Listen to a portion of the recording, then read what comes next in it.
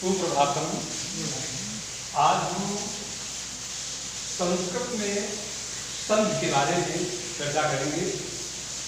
बच्चों, संधियां मैंने आपको लिखवा दी हैं।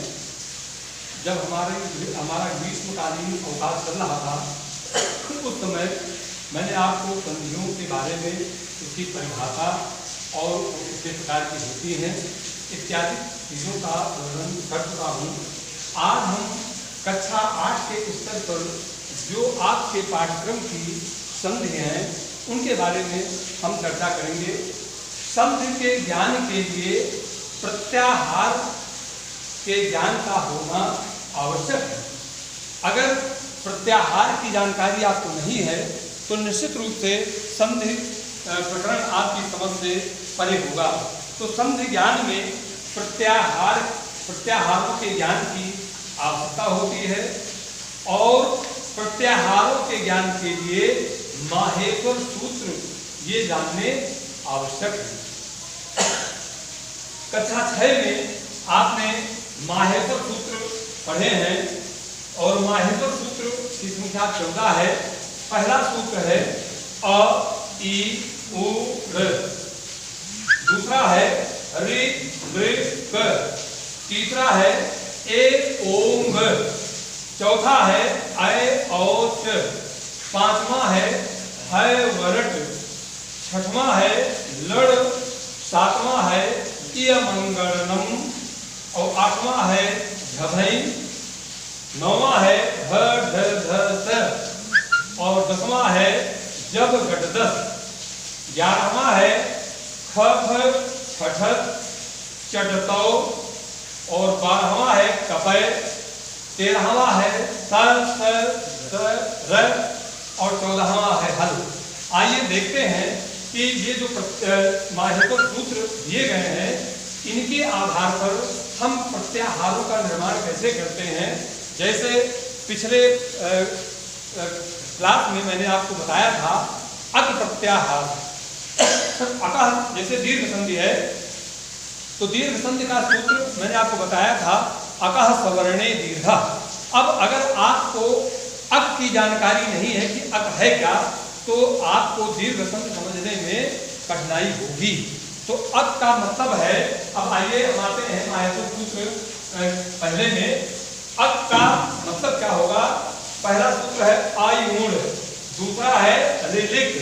तो अब आप देखिए पहले सूत्र से लेकर के दूसरे सूत्र तक ये अक होगा, लेकिन अंतिम वर्ण की गणना हम नहीं करते हैं। जैसे पहले सूत्र में कौन कौन से आएंगे? आ ई उ, और दूसरे में आएंगे री री, इतने ही आएंगे। तो अक का मतलब हुआ जैसे आरबीएल, साइड में कह दिया गया आरबीएल। आरबीएल से निष्कर्ष हम निकाल देते हैं रायबरेली। वैसे ही जैसे कहा LKO, इसका तात्पर्य हो गया, हम साइड में समझ लेते हैं LKO का मतलब लखनऊ। वैसे ही अब अक जैसे हमने कहा अक प्रत्याहार में कौन कौन से वर्ण होंगे तो आ से लेके और का तक। और आ है पहले सूत्र का पहला वर्ण और दूसरे सूत्र का अंतिम वर्ण का है, तो ये अक हो गया। जैसे आप हिंदी में आप देखते हो केंद्रीकरण, तो केंद्रीकरण में आप पहला शब्द लेते हो, आगे डाक डाक, उसके बाद में अंतिम वर्ण। तो इसी तरह से अक प्रत्याहार में कौन कौन से वर्ण आएंगे? आ ई उ री और री। अब आज हम आपको बताएंगे ये, जैसे आपके कक्षा 8 में एक संधि है, पहली संधि जो आपको पढ़नी है पूर्व रूप संधि। कौन सी संधि है? पूर्व रूप संधि। और पूर्व रूप संधि का सूत्र है एंग पदांता गति। सूत्र है पूर्व रूप संधि, उसका नाम है, और उसका सूत्र है एंग पदांता गति। अब एंग क्या है? जैसे अक के बारे में मैंने बताया कि अक की जब व्याख्या करते हैं, अक प्रत्याहार को जब व्याख्यायित करते हैं तो होता है आ ई उ। अड़ा को हमने नहीं काउंट किया, अड़ा को हमने गणना में नहीं लिया है। और कौन कौन से लिया है? आ ई उ री और री। वैसे ही इक प्रत्याहार अगर आपको बनाना है, अब देखिए प्रत्याहार की महत्ता क्यों है हमारे लिए। अब इक प्रत्याहार जब हमें बनाना होगा तो देखिए ढूंढिए कहां पर इक आएगा। इक प्रत्याहार तो देखिए ई से लेके का, ये इक हो गया, हुआ ना। तो इक प्रत्याहार में अब हम आते हैं अपनी परिभाषा पर। यदि किसी पद ब्रैकेट में शब्द रूप या धातु रूप, चाहे शब्द रूप हो और चाहे धातु रूप हो, यदि किसी पद के अंत में एंग, और एंग का मतलब है ए अंगा, ए ओंग। देखिए तीसरे सूत्र में है, तीसरे सूत्र में 3 वर्णाएं हैं, ए ओंग। अब गणना जब करेंगे तो किसकी गणना नहीं करेंगे, अंगा की। तो हमारा एक क्या हुआ, एक हुआ ए और ओ। यही ये जो ऊपर सूत्र दिया गया है एक, तो एक का मतलब क्या हो गया, ए ओ। समझ में आ गया, ए ओ। अब आते हैं अपनी परिभाषा में। यदि किसी पद, चाहे वो शब्द रूप हो और चाहे धातु रूप हो, यदि किसी पद के अंत में एंग, और एंग का मतलब क्या है, ए अथवा ओ, चाहे ए आए और चाहे ओ आए, और उसके बाद आ आए, पद के अंत में अगर एक आता है, और एक का मतलब मैंने बताया है चाहे ए आवे और चाहे ओ आवे, और इसके बाद अगर आ आता है तो पूर्व और पर, पूर्व का मतलब पहला और पर का मतलब बाद वाला, पहले पद का और बाद वाले पद के स्थान पर क्रमशः ए अथवा ओ हो जाता है। अगर पूर्व पद में आया है ए और बाद वाले पद में के पहले आया है आ, तो दोनों को मिलकर हो जाएगा। अगर ए आया है तो ए होगा और ओ आया है तो ओ होगा। और वहां पर अब ध्यान देने की बात है, वहां पर हम ए और ओ ना लिख करके उसके स्थान पर हम अवग्रह सूचक, ये अंग्रेजी के एस की तरह का चिन्ह लग जाता है। जैसे हरे धन अव, हरे धन अव। अब देखिए पहले पद में क्या है, ए आया है, और दूसरे पद के पहले क्या है, आ है, तो ये ए और ये आ मिलकर के ए होगा। लेकिन ए नहीं लिख करके हम अवग्रह सूचक चिन्ह अंग्रेजी के एस की तरह चिन्ह लगा देते हैं, तो ये बन गया क्या, हरेव। ऐसे ही विष्णु धन, विष्णु धन अव। अब यहाँ देखिए हमने बताया पहले कि चाहे ए आए और चाहे ओ आए, तो विष्णु में क्या आया है, ओ आया है, और ये पूर्व माने पहले आया है, और बाद में क्या आया है, आ आया है। तो ओ और आ मिलकर के ओ बनेंगे, लेकिन ओ हम लिखेंगे नहीं, उसके स्थान पर अवग्रह सूचक चिन्ह अंग्रेजी के एस की तरह हम बना देते हैं।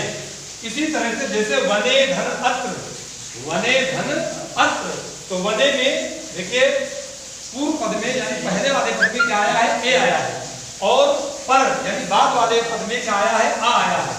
तो ए और आ ये मिलकर के ए बनेंगे, लेकिन हम ए ना लिख करके उसके स्थान पर अवग्रह सूचक चिन्ह वही अंग्रेजी का एस बनाते हैं।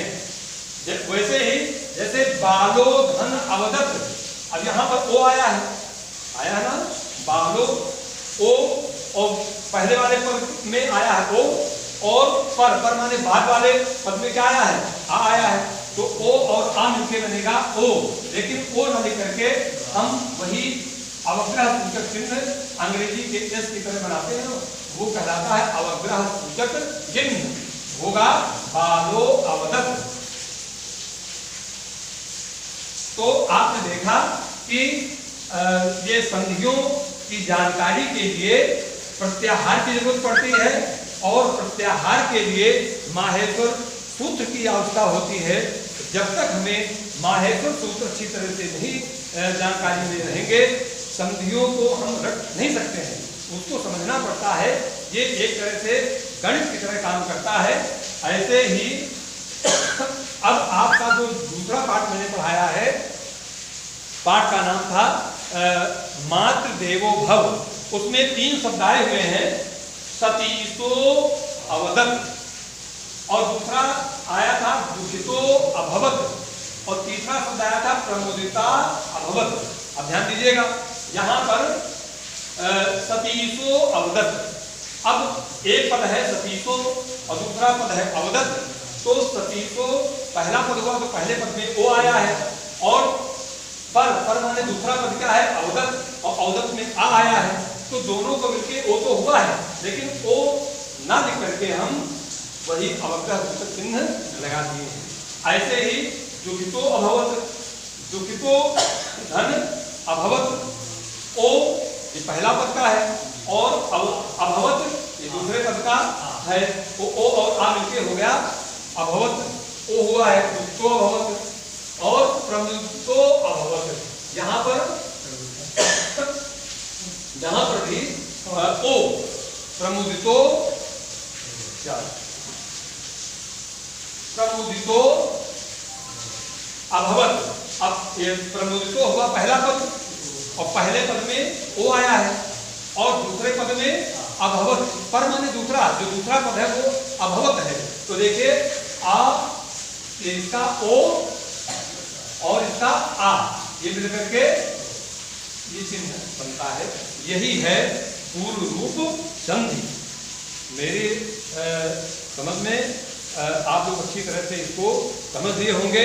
अगर फिर भी आपको कहीं पर कठिनाई महसूस हो रही है तो हमसे फिर आप एक बात पूछिएगा। इतना जरूर आपको ध्यान रखना है कि पूर्व रूप संधि किसे कहते हैं, और संधियों की जब जानकारी हमें लेनी है तो हमें प्रत्याहार आना चाहिए, और प्रत्याहार की जानकारी के लिए हमें माहेश्वर सूत्र का ज्ञान आवश्यक है। पूर्व रूप संधि जिसका सूत्र है एक पदांतादत्। अब एक क्या है ये मैंने आपको बता दिया है। जैसे अक प्रत्याहार में आया, अक प्रत्याहारे के वर्णा, अक प्रत्याहारे के वर्णा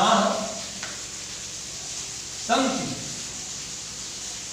यानी अक प्रत्याहार में कौन कौन से वर्ण है, तो अक प्रत्याहार में वही बताया आ ई उ री और री।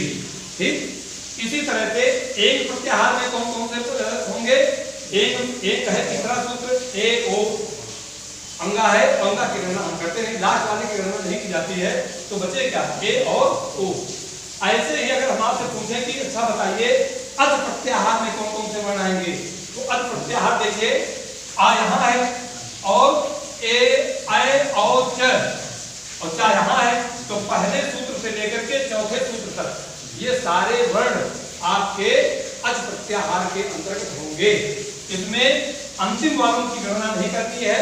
अब आप जरा बताइए कौन कौन से होंगे, तो होगा आ ई उ री री ए ओ ऐ औ, ये अज प्रत्याहार के अंतर्गत आने वाले वर्ण हैं।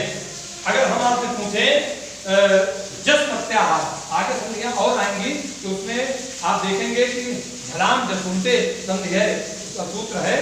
तो वैसे ही अब हम जैसे आपसे पूछे जस प्रत्याहार में कौन कौन से वर्ण आएंगे, जस प्रत्याहार। अब देखिए जा कहाँ है, जा होगा आपका 10वें नंबर पे है। अब देखिए ज स, तो जस प्रत्याहार में कौन कौन से वर्ण होंगे, ज ब ग ड द, सा की गणना नहीं करेंगे, जस प्रत्याहार हो गया। अब जैसे हम आपसे पूछे कि अड प्रत्याहार में कौन कितने वर्ण होंगे, अड प्रत्याहार में, तो आ देखिए पहला सूत्र है, और टा कहाँ है वर्ण, ढूंढिए, ये पांचवा, आ यहाँ है और टा यहाँ है, अड प्रत्याहार हो गया। तो अड प्रत्याहार में आ ई उ री री ए ओ ऐ औ ह य व र, अड प्रत्याहार हो गया। अब आपको एक चीज और बता दें, इन माहेश्वर सूत्रों में पहले सूत्र से लेकर के और चौथे सूत्र तक ये सब स्वर हैं। क्या है, स्वर हैं। देखिए आ ई उ ये क्या है, स्वर तो हैं, री री ए ओ ऐ औ, यानी पहले सूत्र से लेके चौथे सूत्र तक स्वर हैं। और 5वें सूत्र से लेकर के 14वें सूत्र तक व्यंजन है। स्वर और व्यंजन पूरा आपकी वर्णमाला में पूरी वर्णमाला आपके इन माहेश्वर सूत्रों के अंतर्गत समाहित है।